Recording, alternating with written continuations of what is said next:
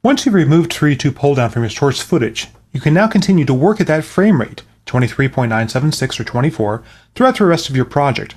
And that's a good idea because you'll match the speed and the feel of the motion in your animations. If you're creating elements in an outside program, such as a 3D program, create them at the same frame rate. For example, render your 3D at 23.976. Not all 3D programs support fractional frame rates like 23.976, so you might need to conform their renders. Here I have a 3D render that's at 24 frames a second. If I want to conform this down to a slower rate to match my video footage, I open the Interpret Footage window, again Command or Control F, and say conform to a frame rate of 23.976. Click OK, and now it's the same rate as my other footage I've been working with. If there's audio with my 3D render, I will have a slight problem because the audio will not get slowed down by the same amount, but we will talk about dealing with audio in just a little bit. Now, if you're going out to the web, computer, even to DVDs, you can go ahead and make your final render at 23.976. Do not enable field rendering, just render out whole progressive frames. Life is good. If you're going out to Flash Video, the FLV format, you can also keep this fractional frame rate of 23.976. The one caveat is, do not embed it as a SWF file. SWFs don't support fractional frame rates, and again, you'll have audio sync issues. If you keep it as a progressive or a streaming file, though, you're fine. Up on the screen right now is a web page at Adobe where you can read more on this subject. So I've created an animation using pull-down footage, and my comp's frame rate is at 23.976. That's great. But what if I need to go back to video? NTSC video runs at 29.97 frames per second. How do I resolve this difference in frame rates? Well, let me show you what you don't want to do, then I'll show you what you do want to do. Don't change this number to 29.97. You'll render at a higher rate, but you're going to lose some of the advantages of pull down, and you're going to be rendering more frames than you need to. So go ahead and leave this where it was. Click OK. When you add this file to your render queue, you can open up the render settings, and again, you've got another opportunity to set the comp's frame rate to 29.97. Well, that'll get you to the right frame rate, but again, you're going to be losing some of the advantages of pull down.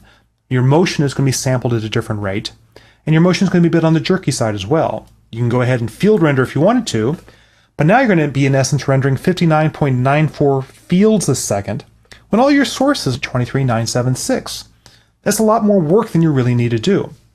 So instead, if you're rendering pull down to a video destination, go ahead and keep the comp's original frame rate, 23.976. Go ahead and enable field rendering, and again, your field order will depend on your system. Then add 3:2 pull down here in the render settings. Here you have a choice of 5 different phases. Which phase do you use? Well, it rarely matters, to be honest. If you are creating a video edit that is going to be conformed back to film eventually, then you do want to select the same phase here as was used on your input footage. If you're merely going to video and you're going to be done, the phase doesn't matter. Pick any one, they're all the same. Now watch how some numbers change in this dialog when I select a phase. After Effects is telling me that the frame rate is going to be sampled at 23.976. So I'm going to be sampling my compositions at this correct pull down frame rate. But the final render is going to be created at 29.97. After Effects is in essence creating the pull down process. It's going ahead and spreading 4 frames of my original 23.976 comp across 5 frames of video using interlacing and 3:2 pull down. Very slick. Click OK, and you're ready to go. There's one more reason why you'd really prefer to work this way and have your effective frame rate at 23.976, and that's for motion blur. Here I've got some additional animation in my composition of this little sensor following the guy. I've enabled the motion blur switch for that layer, and I've enabled motion blur for the composition. When you work at a lower frame rate, motion blur streaks appear to be longer. So here I've got my rate at 23.976. I've got a shutter angle of 360 degrees, a nice generous motion blur. If instead, if I was to do this the wrong way and just render to 29.97 interlaced and not set that pull down pop-up, here's what we would be seeing. I would have an effective frame rate of 59.94 fields a second. And keep an eye here on what that motion blur looks like. Click OK, a lot less blur. And as I step through, you see I also have motion mismatch problems. We talked about those earlier. If you're going for that filmic look of this lower frame rate, you might as well go whole hog. And by rendering at that correct rate, you're going to get all the nice motion blur normally associated with film as well. Now 23976 is used for a lot of things. It so happens that a lot of prime time television that is being shot in HD is also done at 23976 frames a second. How do you go ahead and create a normal standard def video proof of a high def project? Well, here's how. Go ahead and create a new composition. We're going to go ahead and call this standard def video proof. You can go ahead and pick your D1 pop-up, but set the frame rate to the pull down frame rate, the 23976 that your high def comp was at as well. Click OK. Drag your high def comp into your standard def comp. With that comp selected, type S to reveal scale, and decide how you want to frame your high def footage inside your standard def proof. Some people match the left and right sides like this, get a letterbox effect, but you get to see the full image. Some people do what's called a center cut. They go ahead and scale it up to match the top and bottom, knowing that the left and right sides are going to get cropped off. This is actually common practice in primetime television, believe it or not.